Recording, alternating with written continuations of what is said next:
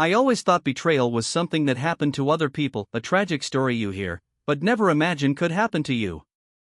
For almost 6 years, Emma and I built a life together. We shared laughter, struggles, and dreams of a future that seemed unshakable. She was my safe place, my best friend, the one person I trusted completely. But trust, I learned, can shatter in a single moment. It started with small things. She became glued to her phone, smiling at texts she wouldn't let me see. Our conversations grew shorter, her hugs felt colder. I told myself she was stressed, that it was just work. But the more I ignored it, the heavier the silence between us became. One night, she said she was going to her sister's house. I kissed her goodbye, wishing her a good night. Hours later, I couldn't sleep. Something inside me was screaming. I opened my laptop and checked our shared Find My Phone app. My heart sank. She wasn't at her sister's place. She was across town, at a hotel. I sat frozen, staring at the screen. I didn't want to believe it, but denial couldn't protect me anymore. My hands shook as I grabbed my keys and drove there. The entire way, my chest felt like it was caving in. When I pulled into the parking lot, I saw her car. My stomach twisted into knots. I went inside, pretending to be a guest.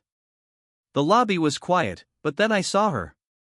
Emma walked out of the elevator, her hair messy, laughing at something the man beside her said. He touched her lower back like he'd done it 100 times before. And then she kissed him, the kind of kiss that used to belong to me. I felt my legs weaken. I wanted to scream, to confront her right there. But instead, I froze. They walked past me without noticing, too wrapped up in each other. In that moment, I realized the Emma I loved was gone. I left without saying a word. For 2 days, I waited, hoping she'd confess. When she finally came home, she smiled and asked how my week was. I looked into her eyes, searching for the woman I once knew, but all I saw was a stranger. "Did you enjoy the hotel?" I asked calmly. Her face drained of color. She stammered, tried to deny it, but when I showed her the location history, the lies collapsed.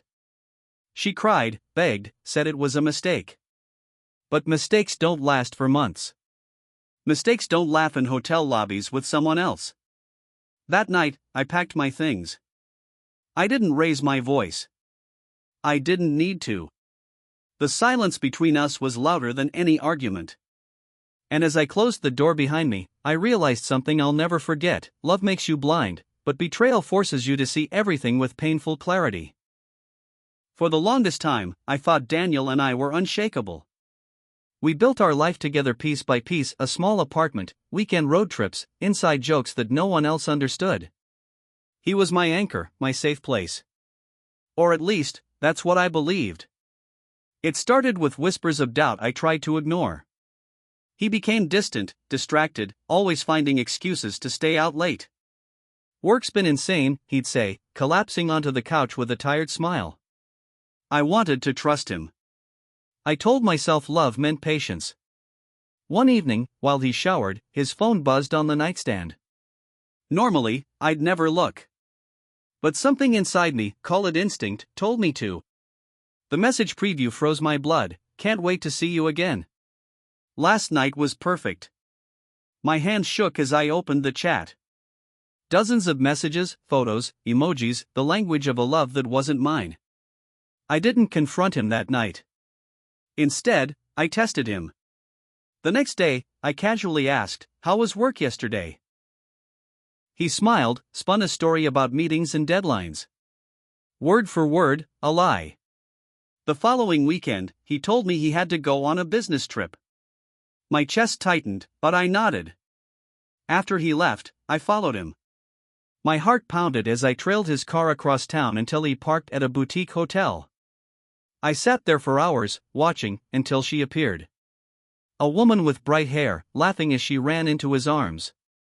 It felt like the ground had been ripped out from under me.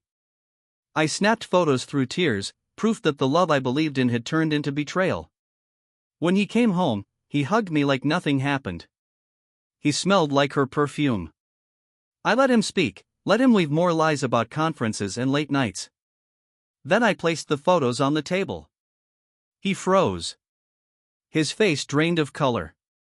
For a long moment, silence filled the room. Finally, he muttered excuses about being confused, about how it wasn't serious. But how do you measure seriousness when someone steals your trust? I didn't scream. I didn't beg. I simply told him, pack your things. That night, as he walked out of our apartment, I felt my chest break and heal all at once. Heartbreak is sharp, but freedom is sharper. And though betrayal had destroyed what we built, it also handed me back my strength. Because sometimes the greatest closure isn't an apology. It's the moment you finally close the door. I used to think trust was something unshakable, something that once built could never be broken. For years, Emma and I lived together like a perfect couple. She was warm, attentive, and always made me feel like I was the most important person in her world. At least, that's what I believed.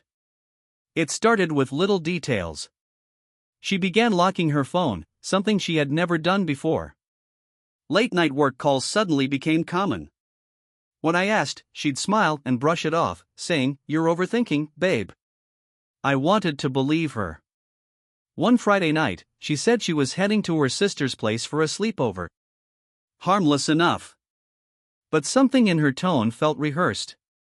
After she left, I couldn't sit still. My chest was tight, my hands restless. Finally, I opened our shared laptop. Her messages were still synced to the desktop app. What I saw shattered me.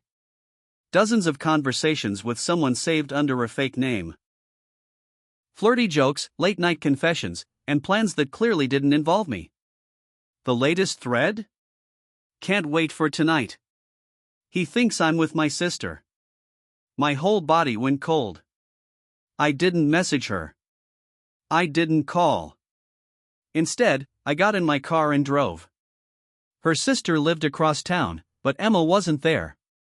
She was at a hotel on the edge of the city, her car parked right outside. My heart pounded as I sat in the lot, waiting. 30 minutes later, she came out with him. I'll never forget the sight. She was glowing, laughing in a way I hadn't seen in months. She held his hand like he was her world. For a moment, I couldn't breathe. I snapped a photo. Proof. Then I drove home in silence, my thoughts screaming louder than any words. The next morning, she walked in cheerfully, talking about how much fun she had with her sister.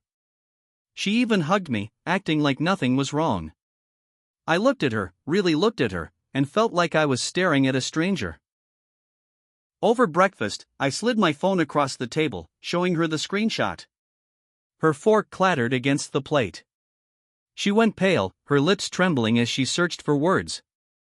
Finally, she whispered, "It's not what it looks like." But it was. It always is. I didn't yell. I didn't cry. I simply stood up, walked into the bedroom, and started packing my things. She begged, pleaded, promised it meant nothing. But betrayal doesn't mean nothing. Betrayal means everything.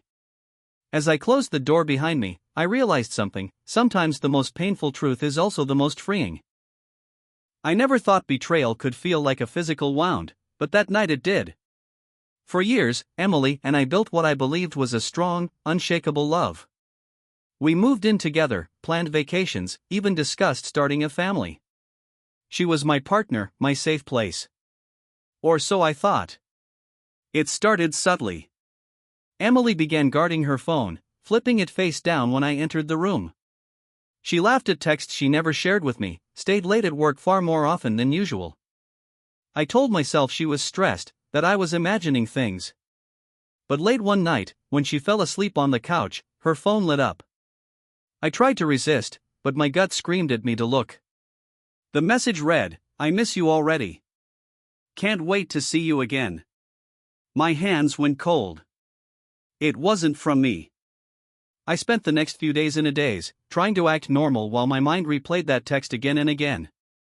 Finally, I couldn't take it anymore. One Friday, when she said she had to stay late at work, I decided to follow her. My heart raced as I tailed her car through traffic. But instead of her office, she pulled into a hotel parking lot on the edge of town. I sat there frozen, watching her step out. Moments later, a man joined her. He kissed her like she was his, not mine. My chest tightened until I could hardly breathe. I wanted to storm in, to scream, but I didn't. I stayed in my car, watching the woman I loved walk into that hotel with someone else. That night, she came home smiling, carrying the same bag she left with. She kissed me casually, like nothing had happened. The lie stung worse than the act itself. I asked her how work went. She spun a story about long meetings and paperwork, not knowing I had seen everything. I stayed silent for days, pretending to believe her, while inside I was breaking. Then, on Sunday night, I confronted her. I placed the hotel receipt I had pulled from her car on the table. Her face went pale. She didn't even try to deny it. Instead, she whispered excuses. That she felt lonely, that she didn't know how to tell me, that she didn't mean to hurt me. But betrayal doesn't happen by accident. It's a choice. I packed my bag that night. She begged me to stay, tears streaming down her face, promising it would never happen again. But I knew the truth: once trust is gone, love can't survive. Walking out of that door was the hardest thing I've ever done, but also the most freeing.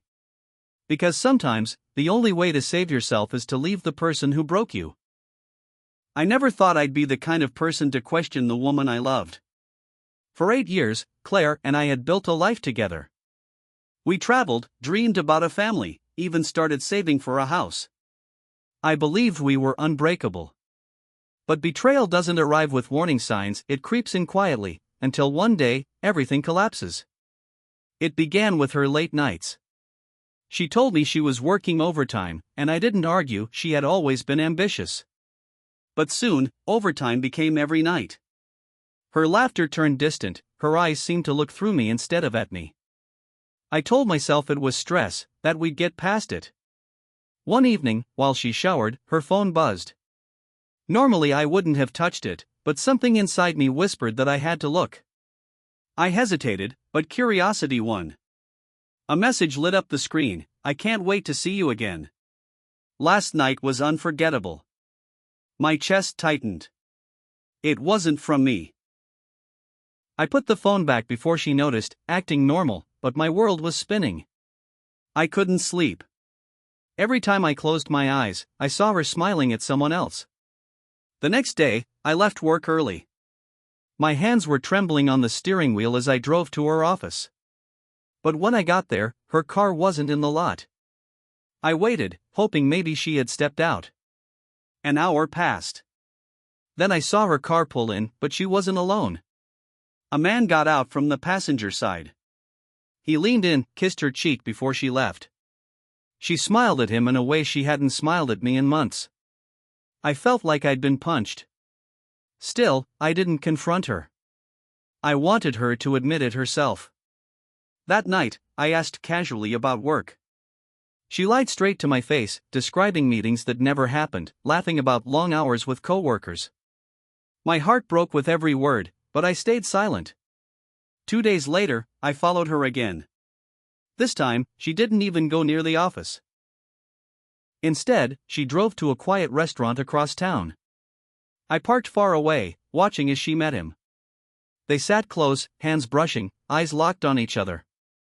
And when she leaned in to kiss him, I finally understood: the Claire I loved was gone.